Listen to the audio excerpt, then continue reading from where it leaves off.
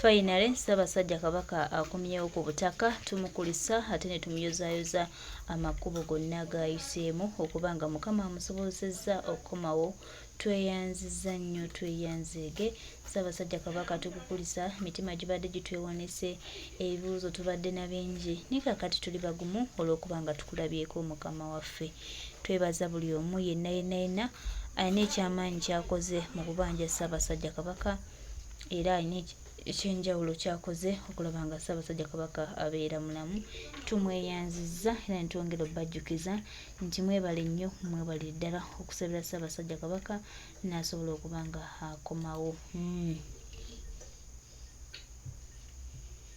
Era nga twongera obbajjukiza n'obbategeeza nti Ssaabasajja Kabaka akomyewo okuva gy'abadde afuna obujjanjabi. Abadde ali mufuna obujjanjabi bwatutakabanga nga Bannayuganda bamwesunga, era nga gibadde essanyu jjereere, era nga Bannayuganda bazze ddala mu bungi okujja okumwaniriza. Tweyanzizza nnyo buli omu, naddala omukulu Kajubi Fred Lumbye yasooka otuwa amawulire gano ag'okuwambibwa kwa Ssaabasajja Kabaka.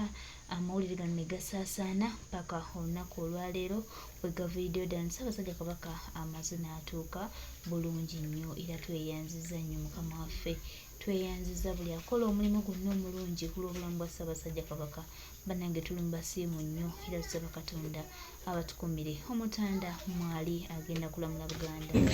Being picked out, a leader of a community, the Lord said, because of that man, half of the nation will be destabilized. He said, whosoever has kidnapped that man from his position is about to cause problem. And let me let you know, in the next 14 days, that man does not come out, God will break loose the angels of destruction to that nation, and everybody will bear the consequences. Wherever that man is, have been captured in Uganda, tell them to bring back the king, or the king will lose his kingship. If you understand what I mean, tell that man who took the king to return the king, because the king will be removed.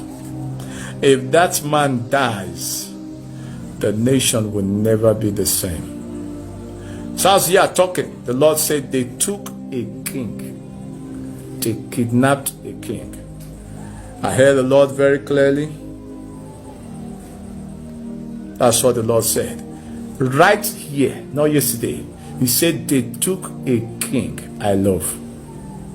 He said, tell them to bring the king in 14 days to come. If not, the nation will break hell loose. I will give power to a young man who will raise dust. I will protect him to fight against the authority of the nation.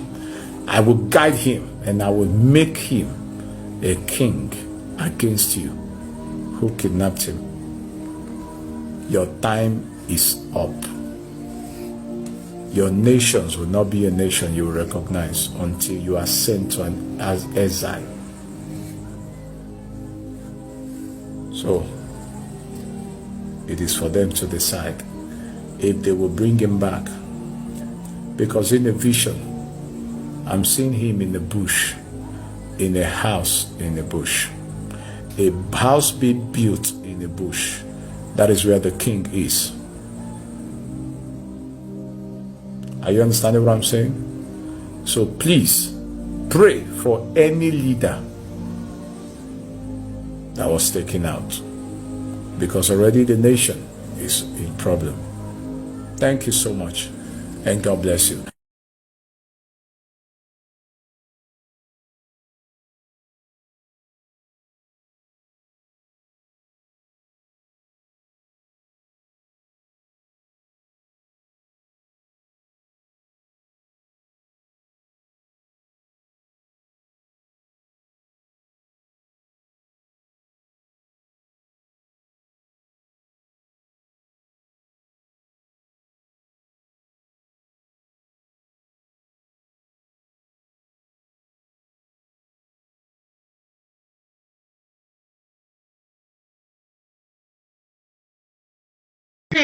mwalabye ebintu byonna bwe byabaddewo mu lubiri ebyabadde Mengo mu lukiiko lwa Buganda ngenda bigendamu mu politics naye mbuuza Mayiga atwagaza ki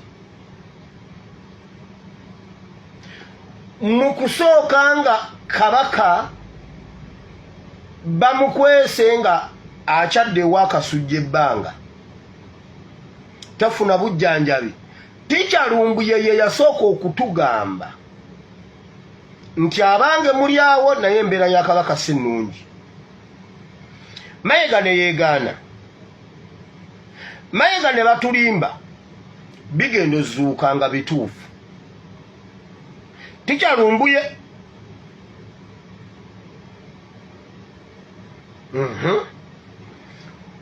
Tikyalumbuye ye yatugamba abange Kabaka bamukukusizza afulumya agenze Kenya Mayiga ne yeegaana Tikyalumbuye n'ata video nga Kabaka bamuyisa ku ttaka ng'ali emmotoka zisala ensalo ziyingira Kenya Mayiga n'akomawo n'agamba nze nabadde ensaaga era Ssaabasajja Kabaka era ne Kenya wuwe eryo ssaza lye yagenze kuwummulamu nga bituufu juzi Tikyalumbuye n'atubreakingira amawulire n'atugamba bannange Ssaabasajja Kabaka atwalidde ebweru w'eggwanga okujjanjabibwa naye buli omu asabire munne ali okumpi munne amuwehaaga ne beegaana ne bamaliriza ng'era bakomyewo bagamba era eggulo yagambye ngenda kuza mwezi Tikyalumbuye ye yabituwa Tikyalumbuye n'akomawo n'atugamba abange Ssaabasajja Kabaka abadde akomyewo ng'ayingidde mu ggwanga naye awambiddwa bw'abanga byonna byazaatubuulira bituufu tuwakanya tutya kino nti nno kyo si kituufu nga byonna bimaliriza bituufu njagadde ku nsonga eno mbaddireyo emabega tumale okulaba ensonga ezo buli kintu Tikyalumbuye kyatugambye ku Ssaabasajja Kabaka abeera on spot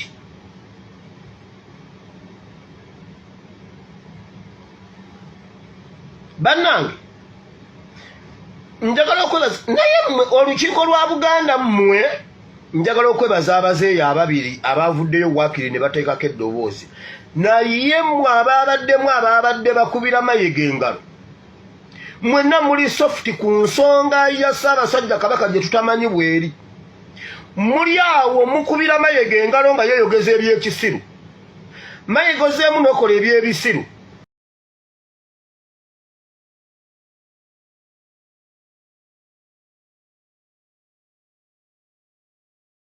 abadde Mengo mu lukiiko lwa Buganda ngenda bigendamu mu politics naye mbuuza Mayiga atwagaza ki mu kusooka nga Kabaka bamukwese nga akyadde wakasujja ebbanga tafuna bujjanjabi Tikyalumbuye ye yasooka okutugamba nti abange muli awo naye embeera ya Kabaka si nnungi. Mayiga ne yeegaana Mayiga ne batulimba bigenda ozuuka nga bituufu Tikyalumbuye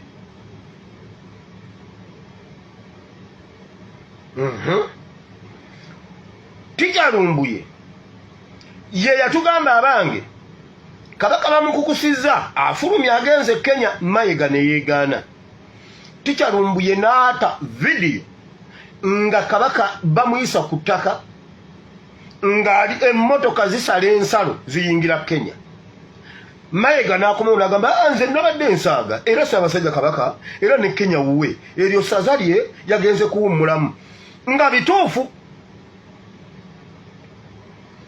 juzi Tikyalumbuye n'atubreakingira amawulire n'atugamba bannange Ssaabasajja Kabaka atwalidde ebweru w'eggwanga okujjanjabibwa naye buli omu asabire munne ali okumpi munne amuwehaaga ne beegaana ne bamaliriza ng'era bakomyewo bagamba era eggulo yagambye ngenda kuza mwezi Tikyalumbuye ye yabituwa. Tikyalumbuye n'akomawo n'atugamba abange Ssaabasajja Kabaka abadde akomyewo ng'ayingidde mu ggwanga naye awambiddwa. Bw'abanga byonna byazaatubuulira bituufu tuwakanya tutya kino nti nno kyo si kituufu nga byonna bimaliriza bituufu. Njagadde ku nsonga eno mbaddireyo emabega tumale okulaba ensonga ezo. Buli kintu Tikyalumbuye kyatugambye ku Ssaabasajja Kabaka abeera on spot.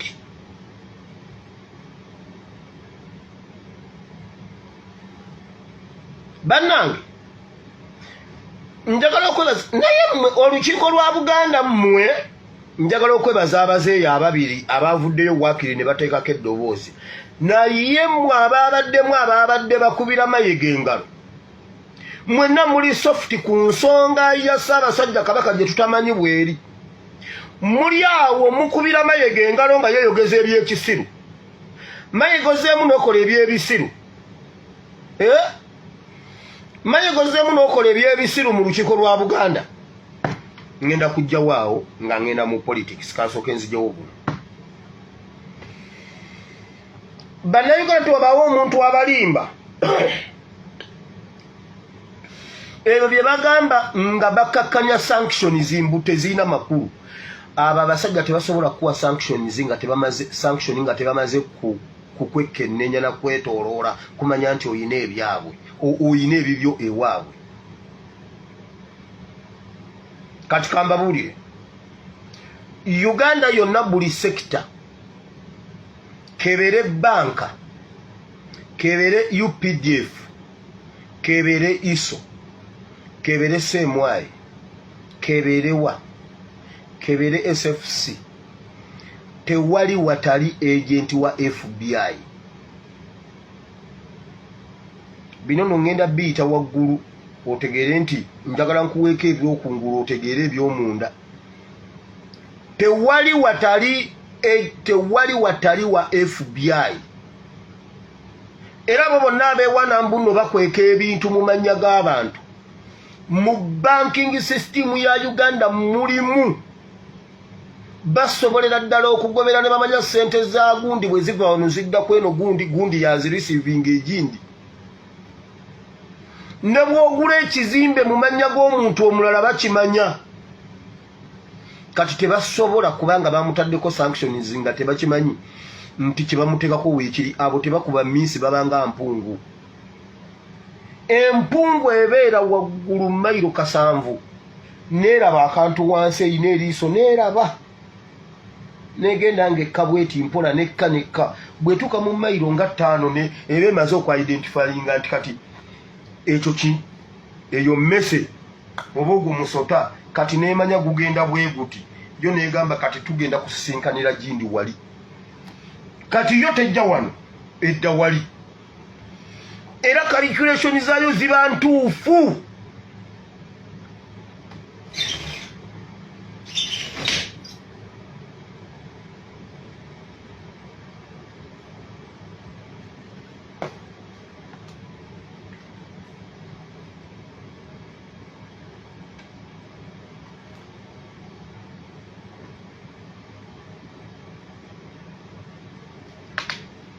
Now tebakuba minsi tebasobola kukuwa nze tebasobola kunteekako sanctions.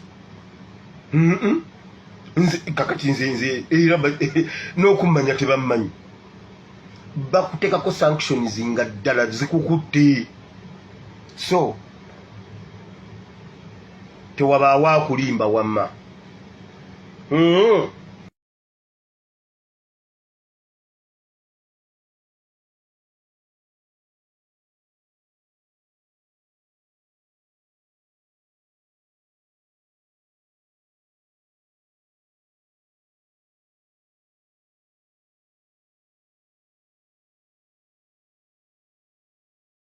Ssaabasajja Kabaka wa Buganda gwe twagala okumanya akomyewo atya, ali mu mbeera nnungi, buli kimu kitambulira ddala bulungi, abalala tetwagala kumanya. Katikkiro Charles Peter Mayiga bamukubuzaabuza abantu bagambe ekituufu wa Kabaka waabwe waali basobole okumwaniriza mu ssanyu lye baagala, basobole okumulaga ekitangaala. Tulina kintu kyakyo tugamba okuggyako okutuwa Kabaka waffe.